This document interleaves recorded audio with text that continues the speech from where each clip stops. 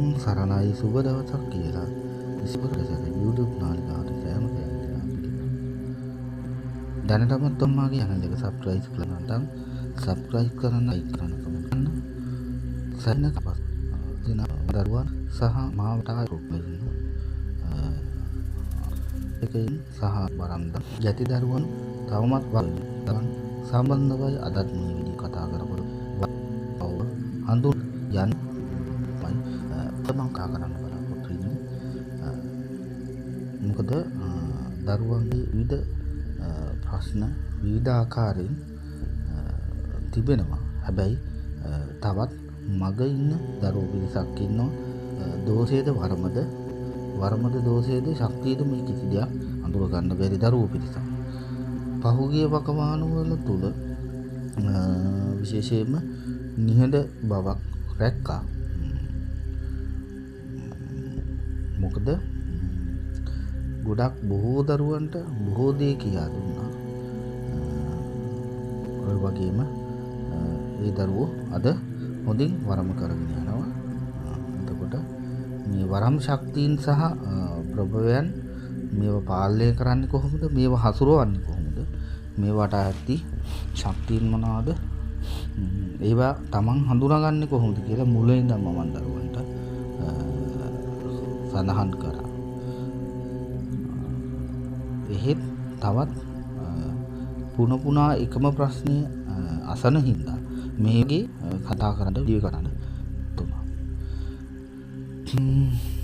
සාමාන්‍ය ලෝකේ සාමාන්‍යයෙන් අපි ගැමි විහාරය සහ මේ සංස්කෘතියේ සදාචාරයට අදාළව Taman ජීවත් වූ කෙනෙක් නම් Tamanට කිසිම දෙයක් හොයන්න බලන්න අවශ්‍යතාවයක් නැහැ.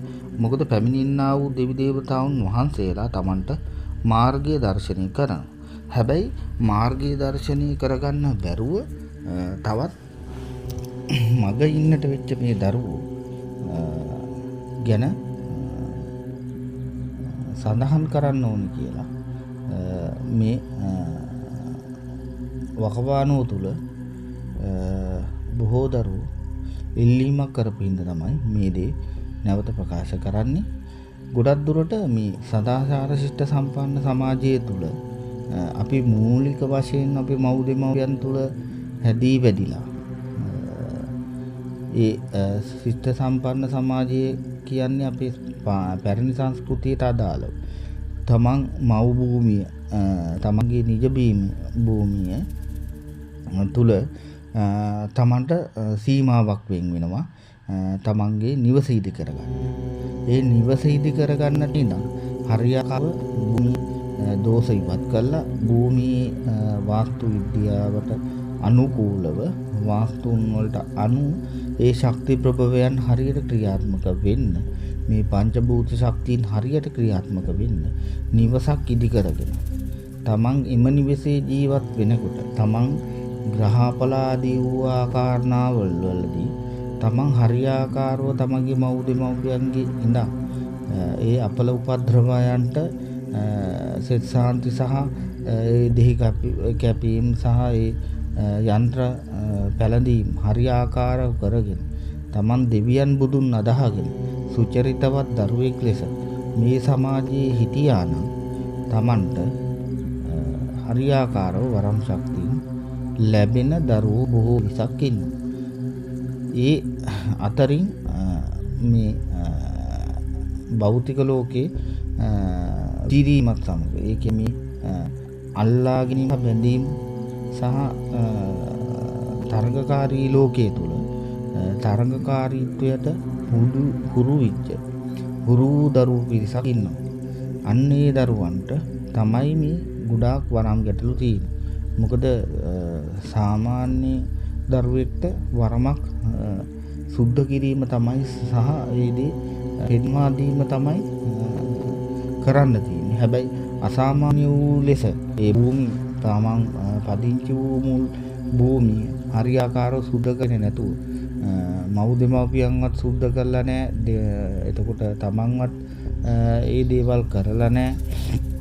එතකොට පැමිණෙන්නා වූ සතර වරන් දෙවියන් ආශ්‍රිතව ඉන්නා වූ යක්ෂ භූත ප්‍රේත පිසාච කුම්මාණ්ඩ බහිරවාදී කොටස් වලින් දෝෂ ශරීරගත වෙලා ඕක දෙවලකට ගියපුවාම සහ තමන්ට වන්දනාමාන කරන්නා වූ තැන්වලට ගියපුවාම සල්වීමක් සහ යම් දේවල් ඉස්මතු වෙලා සමහර තැන්වලදී වරමක් ලෙස හඳුන්වා දීලා එය තමන්ගේ හිතේ ධාරණය කරගෙන තවත් වරම් පස්සේ යන්නේ ගොඩාක් දුරට මුලා වූ පිරිසක් ඉන්නවා. ඉතින් මේ මුලා වූ පිරිසට හරියාකාරව කියන්න කැමති තමන් හරියාකාරව භූමිය සුද්ධ කරගන්න ඕනේ. භූමිය සුද්ධ කරගෙන මේ භූමිය මුල් බහිරව අඩවිය බාර බහිරව දේවතාවුන් වහන්සේලාට ඒ වගේම හරියට පුද පූජා තියලා භූමිය ආරක්ෂා කරගෙන වාස්තු පංචභූතයන්ට අදාළව වාස්තු හරියාකාරව නිසියාකාරව පිළිටවගෙන මේක එකින් එක විග්‍රහ කරන්න ගියොත් බොහෝ කාලය යනවා. ඒ හින්දා හරියාකාරව නිවසක් ඉදි කරගෙන තියෙන ග්‍රහපල නැතුව දෙවි දෝසාන්ධකාර නැතුව ඉන්නා වූ දරුවෙක්ට නම් බොහොම පහසුයි තමන්ගේ වරම හඳුනා ගන්න සහ වරම ක්‍රියාත්මක කරගන්න. ඒ හින්දා තමයි ගොඩාක් දුරට හිරව පූජාවන් සහ මුලින්ම මේවා සමහර දරුවන්ගේ සකස් කරන්න වෙලා තියෙන්නේ. එතකොට ඒ අවස්ථාවවලදී දරුවන්ට හිතෙන්න පුළුවන් නෑ මට තියෙන්නේ මෙහෙම වරමක්. මේක අරම කිව්වට මෙහෙම නෙවෙයි තියෙන්නේ කියලා ආදී ඌ හිතෙන්න පුළුවන්. ඒක තමන්ට සිතුනාට බෑ. තමන්ට කරුණු කාරණා එහෙනම් තමන්ට හැකියාව තියෙන්න ඕනේ තමන්ගේ වරම තමන්ටම සකස් කරගන්න. මොකද වරමක සකස් කිරීම සහ දෝෂීපත් කිරීම තමයි තියෙන්නේ. ගොඩාක් දුරට නිවැරදි සුද්ධ වූ වරමක් සහ යක්ෂපන්තියේ පිටපන්තිය අපි ඔය කියන ආකාරයට එන්නා වූ වරම් මාලාවක් උනත් ගොඩක් දුරට සැකවින් සකසන්න දෙයක් නැහැ. ඒවා එහෙනම් සකස් වෙලා යුතුයි. අන්න ඒක තමයි මූලික වශයෙන් තමන් සිහියේ තබාගෙන තමන් ගුරුවරයෙක් හමු වෙන්න ගියා නම් තමන්ට ගොඩක් සුගතියක් සහ තමන්ට පැවැත්මක් ඇති වෙනවා. සමහර දරුවෝ වෙනත් ආගම්වල සමහර දරුවෝ අපි බලපුවාම තමන්ට තාඩන පීඩන ඇවිල්ලා සමාජයෙන් මානසික ආතතියට ලක් වෙලා මානසික පීඩා විඳිමින් දෝෂීපත් කරන්න යෑමේදී හරියාකාරව ගුරුවරයෙක් ඒක අහක් කරන් තමන්ට හිතෙන්න පුළුවන් මේක නෑ එහෙම නෙවෙයි මෙහෙමයි මේක මේ විදිහටමයි වෙනවා කියලා. පුංචි උදාහරණයක් කියන්නම්. මේ මෑතක එක වරම් දරුවෙක් මට හමු වුණා. ඒ දරුවාගේ නිවසට ගියපුවාම ඒ දරුවා හොඳ ආකාරයෙන්ම වරම ක්‍රියාත්මක කරනවා සහ එන ගුරුවරුන් මෙයාගේ වරමට සහ එන බලවේගවලට බිය වී පැත්තකට වෙනවා කියන කාරණාවක් කිව්වා. හැබැයි මේ දරුවාට විවිධාකාරයේ ප්‍රශ්න තියෙනවා. මුදල් ආර්ථික මේ වශයෙන් සහ ශාරීරික වශයෙන් සහ ලෙඩ රෝග ආදී රෝග තියෙනවා. තමන්ට නිවැරදි වූ වරමක් වෙනව නම් භාෂා කතා කළ පමණින් සහ ඒවා මන්ත්‍ර ජප කිරීමේ පමණින් තමන්ට නිසියාකාර වූ වරමක් යයි කියන්න අපහසුයි. මොකද ඉන්පසුව මූලික පූජා ආදී කටයුතු කළම මේ දරුවාගෙන් විමසූ කල මේ දරුවා පේනමාලාව සක්‍රිය කරන්නේ උතුම් වූ කාලියම්ම හරහා. හැබැයි මේ දරුවා කතා කරන්නේ උතුම් වූ ශිව පියාණන් වහන්සේගේ මන්ත්‍ර තමයි සජ්ජායනා කරන්නේ. ඉතින් මේක පරස්පර බැවින් මගේ දේවතාවුන් වහන්සේලා ඒ දරුවාට ස්ථාන කිහිපයක් වන්දනා කිරීමෙන් අනතුරුව නැවත නිවසට පැමිණ දෙහි කැපීමේදී ඇති වූ සංකූලතාවයෙන් නම් තමන්ට තිබූ කළු යක්ෂ දෝෂ සහ පහුගිය වකවානුව තුළ තමන්ට බන්ධනය කළපු සහ නිවසට කරපු බන්ධනයට කරපු යකුන් යක්ෂයන්යන් පිරිවරාගෙන තමයි මේ දරුවාගේ වරම සකස් වෙලා තියෙන්නේ. එතකොට තමන්ගේ වරම තියෙන වෙන පැතිකඩක විශේෂයෙන් මේ නිවසේ ගොඩාක් දුරට වාස්තු දෝෂ මම දැක්කා. එතකොට මූලික කාරණා තුළ මේ දරුවාට විවිධ වූ ගුරුවරු විවිධ දේවල් කරන්න කියලා බොහෝ දේවල් වියහිය පිළිදහම් කරලා තිබ්බා. හැබැයි වරම සකස් වෙන්නේ ඒ දරුවාගේ කුස තුළ හිටියා වූ දරු දෙපළක් මෙහෙම විනාශ කරා කියමින් ඒ යක්ෂාත්මය ක්‍රියා කරන්න ගත්තා. ඉතින් පසුව ඒ බලවේගය ඉවත් කරන්න ලැබුවා. නමුත් තවත් පැමිණියා වූ ආත්ම බන්ධන මේ ආත්ම බන්ධන ඉවත් කිරීමට අපොහොසත් වූ බැවින් නැවත නිවස කරා පැමිණා. එහෙත් මේ දරුවාට නැවත මාහා සම්බන්ධ වීමේදී ඉඩකඩ ප්‍රස්තාව ලැබුණේ නැහැ. මොකද ඒ දරුවාට හිතට දෙන කාරණාව නම් තමන් හරි කියලා. තමන්ගේ වරම සුද්ධයි, තමන් හරි, තමන්ට පුළුවනි කියන මේ කාරණාව තුළ තමන්ට හැඟිච්ච අභිමතාර්ථය තුළ ක්‍රියා කරන්න ගියා. මේක තමයි මේ සමාජයේ අර ගොඩාක් දරුවන්ට වෙලා තමන්ට අහුවෙච්ච කර්මයේ තියෙනවා නම් තමන් කරපු පෙර භවයන් තුළ මේ භවයන් වල ක්‍රියාව බොහෝ සෙයින් තමන්ගේ ජීවිතයට සහ වරමට බලපානවා. මොකද වරම ක්‍රියාත්මක කරගන්න බෑ. වැරදි තොරතුරු සංඥා විශ්වයේ මගින් ලැබෙනවා. යක්ෂම ආත්ම සහ භවයන් මේ දරුවන් ආක්‍රමණය කරලා තියෙනවා. එතකොට මේ දරුවන් විසින් වරම් ශක්තියයි සිතාගෙන සමහර දෙවොල් මාර්ගය හරහා ගුරුවරුන් හරහා මේවා බල කරගෙන තියෙනවා. මොකද එකක් ඉවත් කරන්න ගත්තාම වැල නොකඩී එන්න ගන්නවා අර බලවේග. මොකද ඒගොල්ලොනුත් කැමති නෑ. පුංචි තව උදාහරණයක් කියන්නම්. පුරුටු කන යක්ෂයෙක් ඉන්නවා නම් ඒ යක්ෂයා කැමති නෑ පළතුරු අනුභව කරන්න. හැබැයි යක්ෂයා තුල මාන්නයක් ඇති වෙනවා. තමන්ට දෙවියන්ට වගේ සැලකනවා. මං ටික දවසක් ඉන්නවා කියමින් මේ දරුවන්ගේ ජීවිත අපායක් කරලා තියෙනවා. ඉතින් ඕකයි තත්ත්වය. ඉතින් මේවා හරි හැටි දැනගන්න ඕන. තව බොහෝ දරුවන්ගේ දේවල් කියන්න තියෙනවා. ওই දරුවන්ට අඳුනා ගන්න සහ තමන් නිවැරදි මාර්ගයේ යන්න, දෙවියන් දර්ශනය කරගන්න කෙටිම හා සරල මාර්ගය තමයි තමන්ට වරමක් තියෙනවා නම් කියලා හිතෙනවා නම් තමන් මම දුන්නා වූ උපදෙස් සහ මාගේ පරණ වීඩියෝ නරඹන්න. ඒ වගේ ගොඩාක් තොරතුරු තියෙනවා. එතකොට මූලික කාරණාව තමයි සුචරිතවත් භාවය. තමන් නිවැරදි පන්තිල් පද පහ රකිමින්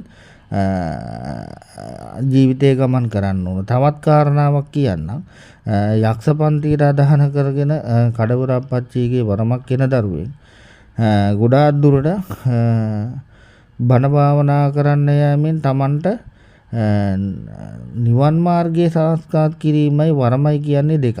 මේ දෙක එකට පටලවා ගත්තොත් තමන්ට ගමන යන්න බෑ. තමන්ගේ වරම වීම වලට ලක් වෙනවා. එතකොට කියනවා අහවල් කෙනා හිර කරලා මෙයා හිර කරලා කියලා නෑ. තමන් සිහියෙන් සහ නුවණින් හරියාකාර වඳුර ගන්න ඕනේ. තමන්ට තියෙන්නේ මොන පන්තියට අදාළ වරමක්ද, කොහොමද මේ වරම ක්‍රියාත්මක කරගන්නේ. ඒකට තමයි ගුරුවරයෙක් අවශ්‍ය වෙන්නේ. ඒ වරම ක්‍රියා කරගන්න බැරි ගැට මොනවාද? ඒ ගැටලු වලට විසඳුම් මොනවාද? ඒ විසඳුම් එකින් එක තමන් කරගෙන යන ගමනේ තමන් ඒ අතරතුර වරම ක්‍රියාත්මක කරගන්නේ අයිතිය තියෙන සහ හැකියාව තියෙන තමන්ටම පමණයි. ගුරුවරයෙක්ට පුළුවන් යම් කිසි දෝෂයක් ඉවත් කරන්න. හැබැයි ගුරුවරයාට බෑ සත්‍ය වටහලා මව් කෙනෙක් බිරිඳෙකුට කිරිපෝනවා වගේ මේක වන්න බෑ. මොකද කර්මය තමා විසින් තමන්ගේ පසුපස එනවා. තමන් පැනපු ගමන් අර කර්මය බදා ගන්නවා නම් තමන්ගේ ජීවිතේ අනතුරු හෙලා ගන්නේ තමන් විසින්මයි. දැන් සමහර ගුරුවරු ගේ අභිවිලාසයන් තමන්ගේ වරම තුලින් උපනන්නන්න සහ මගේ උපදෙස් ලැබුණත් ඒක හරියන්නේ නැහැ, ගැලපෙන්නේ නැහැ. මොකද අපට වඩා යම්කිසි ශක්තියක් සහ බලවේගයක් මේ ඉහළ තලයේ සිට මේ තල 32ක ලෝකයේ දිහා බලාගෙන ඉන්නවා. එතකොට ඒ තැනදී තමන් අසරණ වෙනවා. මොකද උන්වහන්සේලා ප්‍රශ්න විභාග කරන්න තැනේදී තමන්ට ඒවට උත්තර බඳින්න වෙනවා. මොකද ඕකට කියන්නේ එක්තරා විදිහකට මෝහයක්, මෝඩකමක්. එතකොට මේ මම්මුලාවක් සහ සමහර තමන්ගේ උදෙසා කරගන්නට උල්ලාදවිලා සහ තමන්ගේ පරිවාරයන් සකස් කරගන්න ඕනේ කියලා ගොඩනගිත්ත සාත්‍රයක් හදන්න අයවලුන් හින්දා මේ සාත්‍රයේ සහ දරුවන්ගේ වරන් බොහෝ ප්‍රමාණයක් විනාශ වීගෙන යනවා. හැබැයි මේක ලෝක සත්‍යයට පිහිට වෙන්න තියෙන ශාස්ත්‍රයක් සහ දෙවියන්ගේ වරදානයක්. තමන්ට පෙර සංසාරයේ කුසලයකට ඒ වගේම කෙටිම මාර්ගයෙන් තමන්ට මේ සංසාරේ ඉවර කරන්න පුළුවන් සහ තැන සැකසෙන තැන. ඉතින් මේ දේවල් හොඳින් වටහා ගන්න ඇති කියලා හිතනවා. කවුරු මොනවා කිව්වා තමන් දැනගන්න ඕනේ තමන් කවුද? තමන්ගේ දේවතාවුන් වහන්සේලා කවුද? හැබැයි තමන්ට මේ වගේ බලයක් තියෙනවා නම් කෙනෙක් ප්‍රශ්නයක් අහනකොට ඒක නිරුත්තර වීමට හේතුවක් නෙවෙයි. මේකට උත්තර නොදී ඉන්නම බෑ. සමහර විට දරුවන් වගාරින්න ඉන්න පුළුවන්. තමන්ගේ හිත විසින් තමන් හිත රවට්ටනවා වෙන්න පුළුවන්. හැබැයි මේ විශ්වයෙන් යම් කිසි දවසක තමන්ගේ ප්‍රශ්න අහලාට තමන්ගේ දර්ශා කිසිනේ අහනක ඒකට නිරුත්තර වෙනවා නම් වෙන්න පුළුවන් හැකියාව තියෙනවා තමන්ගේ බලයත් එක්ක. හැබැයි තමන්ට කවදා හරි මේ විශ්වයෙන් ප්‍රශ්න අහන දවසට මාතාව ප්‍රශ්න දවසට කවදාවත් තමන්ට ඒවට පිළිතුරු නොදී ඉන්න බෑ. මොකද ඒ තැනම එයාට ලැබෙන්න ඕන දඩුවම් සහ ඒ කෙනාට සැකසෙන්න ඕනේ කොයි භූතලයේද ලෝතලයේද කියලා උන්වහන්සේ තීරණය කරයි. අදට මං සමුගන්න. සුබ දවසක්. තිරුවන් සරණයි.